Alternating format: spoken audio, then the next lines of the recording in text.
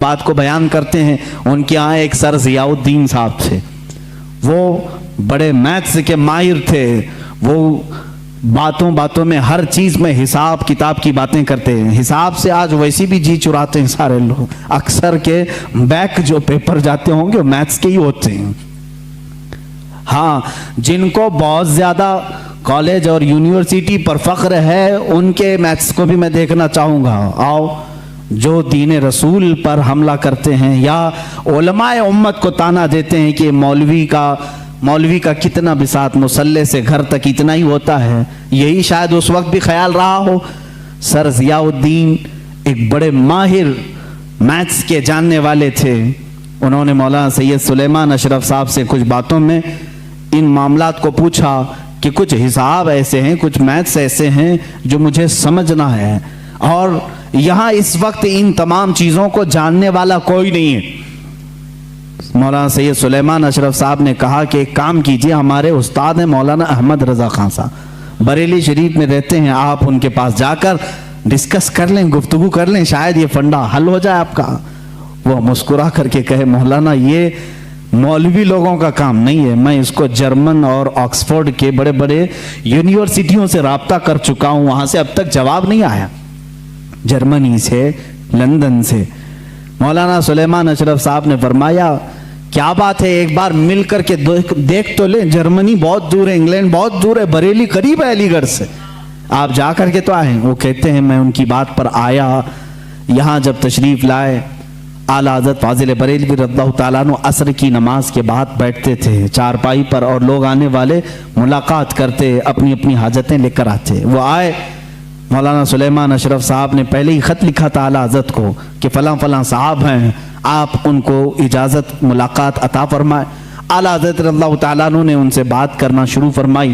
انہوں نے کہا کہ میرے پاس ایک سخت مسئلہ پیش آیا ہے حساب کا، میتھس کا، میں وہ آپ سے ڈسکس کرنا چاہتا ہوں۔ اعلیٰ حضرت نے فرمایا کہیے کیا بات ہے۔ انہوں نے کہا میں چاہتا ہوں کہ آپ آرام سے جب آپ کے پاس وقت ہو تب ڈسکس کریں، یہ عصر مغرب کے بیچ کا چھوٹا سا وقت میرے بڑے مسئلے کے لیے ناکافی ہے۔ اعلیٰ حضرت نے فرمایا کہہ تو دیں کچھ بات اس کی، کیا ہے مسائل۔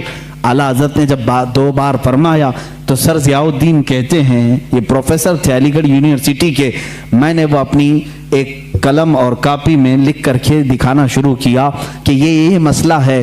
وہ حساب کا، میتھس کا ایک مشکل اور ٹف فنڈا تھا۔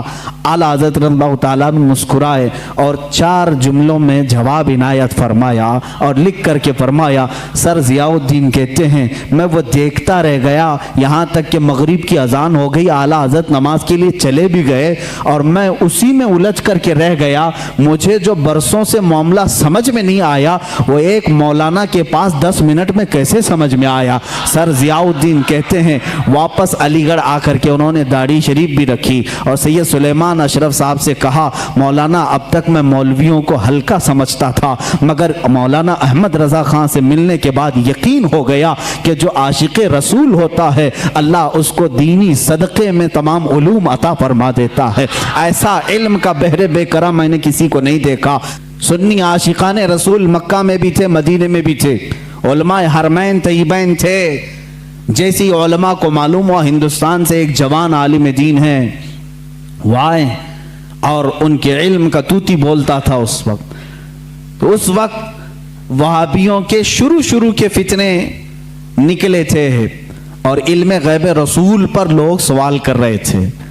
مولانا سید اسماعیل رحمت اللہ تعالی مکہ مکرمہ کے جلیل القدر عالم دین ہیں، سید اسماعیل مکی رحمت اللہ علیہ، وہاں پر موجود بڑے بڑے مشائخ ہیں۔ جب مولانا سید اسماعیل مکی رحمت اللہ تعالی علیہ کو خبر ہوئی